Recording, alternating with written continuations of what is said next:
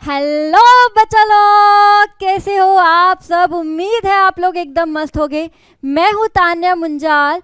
आज ना बेटा हम कुछ पॉइंट्स के बारे में डिस्कस करेंगे, ठीक है। अब क्या पॉइंट्स हैं समझते हैं, है ना।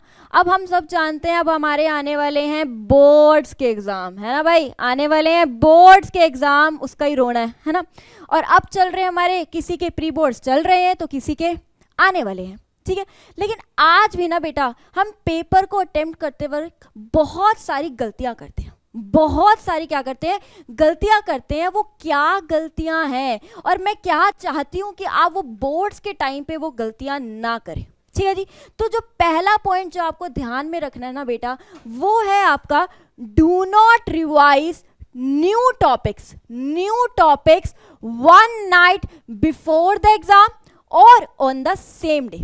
क्या मतलब हुआ बच्चा, आपको हमेशा याद रखना है, आपको हमेशा याद रखना है पेपर से एक रात पहले और पेपर वाले दिन आप कोई भी नया टॉपिक नहीं करेंगे। कोई भी नया टॉपिक क्यों नहीं करेंगे, क्योंकि बच्चा जब भी हम नया टॉपिक एक रात पढ़ते हैं ना तो हम एकदम से कंफ्यूज हो जाते हैं, है ना। हमें लगता है यार मुझे तो कुछ आता ही नहीं है, यार मेरे को तो समझ ही नहीं आ रहा, मैं क्या करूं। और वहीं हमारा सारा का सारा कॉन्फिडेंस एकदम से क्या हो जाता है भाई, गिर जाता है। हम एकदम से घबराने लग जाते हैं, पेपर में भी डर डर के करने लग जाते हैं, यार मुझे आता नहीं। हमेशा याद रखना जो भी नए टॉपिक्स है वो पेपरों से पहले आपका प्रिपेयर हो जाना चाहिए।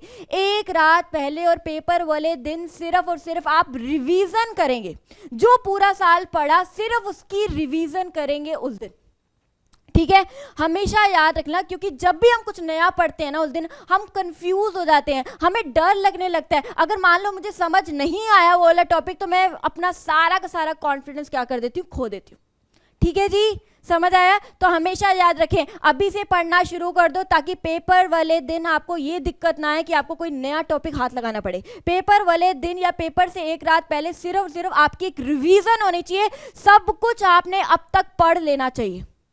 क्लियर है, चलो जी मैम, ये तो हमें समझ आ गया। अब हम हमेशा क्या करेंगे भाई, पेपर से पहले एकदम चकाचक पढ़ लेंगे और पेपर वाले दिन तो बस फटाफट से क्या करेंगे, रिवीजन करेंगे। नेक्स्ट है आपका read the question paper carefully. हमेशा जब आपको टाइम मिलता है ना 10 मिनट 15 मिनट पेपर शुरू होने से पहले, हम आपको क्वेश्चन पेपर मिल जाता होगा पहले, राइट। तो हमेशा याद रखना जो आपको वो 10-15 मिनट मिलते हैं ना उसमें आपको टाइम पास नहीं करना है ना। दोस्तों को देखते रहते हैं और ठीक है पेपर आता है, नहीं, बिल्कुल नहीं करना। वो टाइम सिर्फ आपका है, क्वेश्चन को ढंग से रीड करो। देखो कौन सा क्वेश्चन आता है, कौन सा क्वेश्चन नहीं आता, आता है कि नहीं आता। कोई ऐसा क्वेश्चन तो नहीं है जो आपको लग रहा है कि ये तो पढ़ाया नहीं है, या कोई ऐसा क्वेश्चन तो नहीं है जो आपको लग रहा है कि आउट ऑफ सिलेबस है। किसमें चॉइस है, किसमें चॉइस नहीं है, हर एक चीज को बड़े ध्यान से देखो। अगर कोई पैसेज वाला क्वेश्चन है तो फटाफट से पैसेज को वो 10 से 15 मिनट में पढ़ दो ताकि जब पेपर करने लगो तो आपको मुश्किल ना आए पैसेज को सॉल्व करते वक्त।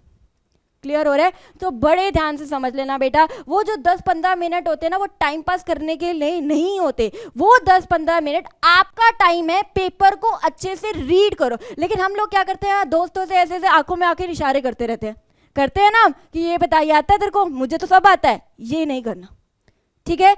अच्छे से पेपर रीड करना है, अच्छे से देखो क्या आता है क्या नहीं आता, कौन सा क्वेश्चन पहले लिखोगे, कौन सा क्वेश्चन बाद में लिखोगे। हर एक चीज को बड़े ही अच्छे से केयरफुली क्वेश्चन को क्या करना है, आपको रीड करना है। क्लियर है। ओके जी, नेक्स्ट क्या है, attempt the question you know first. हाँ जी, पता क्या होता है बेटा, क्या होता है, मान लो एक पेपर है, लेट्स से ये आपका क्वेश्चन पेपर है, इसमें से 10 क्वेश्चन है। मान लो एग्जांपल लेती हूँ, 10 क्वेश्चन है, स्टार्टिंग के 2 क्वेश्चन नहीं आते, बाकी के सारे 8 क्वेश्चन एकदम फाड़ू आते हैं ना। बोलते हैं ना यार 2 क्वेश्चन नहीं आते स्टार्टिंग के, बाकी एकदम फाड़ू क्वेश्चन आते हैं। लेकिन पता क्या करते हैं हम, क्या करते हैं स्टार्टिंग में जो नहीं आते उसको पहले शुरू कर देते हैं लिखना। आता तो नहीं होता, थोड़ा बहुत टेढ़ा मेढ़ा करके घूम फिर के लिख देते हैं, और बाकी वाले तो एकदम से क्या आते हैं भाई, अच्छे वाले आते हैं। ये गलती नहीं करनी। हमेशा याद रखो, first impression is the last impression. आपको जो क्वेश्चन अच्छे से आते हैं, एकदम आप कह सकते हैं परफेक्टली आते हैं, वो क्वेश्चन आप पहले करो। क्यों? क्योंकि टीचर को ये हो जाता है यार बच्चे को तो बहुत अच्छे से आता है, जब वो देखेगा ना पहला क्वेश्चन एकदम से सही, दूसरा क्वेश्चन ठीक है, तीसरा क्वेश्चन ठीक है, चौथा क्वेश्चन ठीक है, तो उसका एकदम से जो चेकिंग का फ्लो है ना वो इस तरीके से बन जाता है कि लास्ट में कई बार आप गलत भी कर देते हो तो कई बार गलती से ठीक हो जाता है वो आपका। समझ पा रहे हो? एक टीचर का इंप्रेशन बन जाता है कि बच्चे को आता है, तो उसकी जो माइंड है ना, उसका जो चेकिंग का तरीका है वो उस तरीके से हो जाता है। लेकिन जब स्टार्टिंग के आप 2-3 क्वेश्चन गलत करते हो, बाकी चाहे आपको सारा पेपर अच्छे से आता है, लेकिन स्टार्टिंग के क्वेश्चन गलत करते हो तो टीचर भी खुंदस खाने लग जाता है, यार इसको तो कुछ आता ही नहीं है ना, तो वो उसमें गलतियां निकालती है, उसमें गलती फिर पूरा पेपर वो इसी तरीके से कई बार चेक करने लग जाती है। हमेशा याद रखो, जो क्वेश्चन आपको अच्छे से आते हैं, एकदम कह सकते हैं फाड़ू तरीके से आते हैं ना, उसको आप पहले करो, जो थोड़े नहीं आते उसको लास्ट में करो, ठीक है?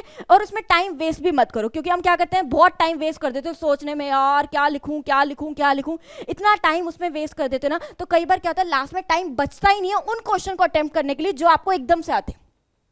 ठीक है, पहले सारा का सारा टाइम आप उसमें लगाओ जो आपको आते हैं, लास्ट के उस टाइम पे लगाओ, क्योंकि अब आपके पास जितना टाइम बचा है वो 2-3 क्वेश्चन जो नहीं आते उसमें मत्था मार लो, है ना, मत्था मार लो, बना बना के लिख लो, लेकिन पेपर कभी नहीं छोड़ के आना। हमेशा याद रखना, पेपर कभी नहीं छोड़ के आना। अगर मान लो अगर आपको वो क्वेश्चन नहीं भी आता तो भी नहीं छोड़ के आना, क्योंकि कई बार आप थोड़ी बहुत डेफिनेशन भी लिखाओगे उस वर्ड का तो भी टीचर आधा या 1 नंबर दे देती है। 6 नंबर का क्वेश्चन है, नहीं आता, थोड़ा लिख लोगे, उससे आसपास मिलता जुलता भी लिख लोगे ना, तो भी कई बार आधा 1 नंबर मिल जाता है। पेपर कभी नहीं छोड़ के आना, याद रखना, ना ही बोर्ड्स में ना ही प्री बोर्ड्स में।